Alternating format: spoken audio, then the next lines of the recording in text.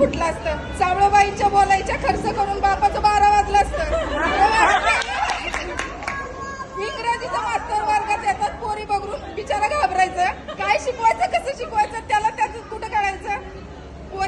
पोरींचा इतका चालायचा कल्ला, काय तो जीवनाचा सुवर्ण काळ होता.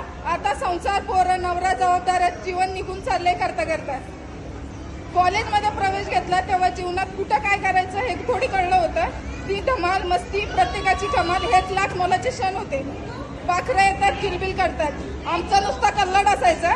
आम्ही वर्ग डोक्यावर घेतल्यावर त्यात मास्तर कुठं दिसायचा.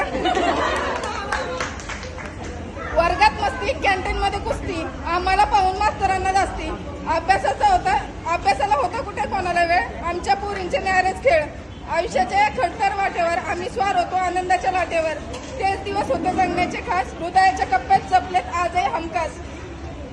आज फक्त आठवणी मनात येतात, जुन्या क्षणांना साध्य देतात. पुन्हा येतील का जीवनी ते क्षण, पुन्हा होईल का प्रफुल्लित आपलं मन.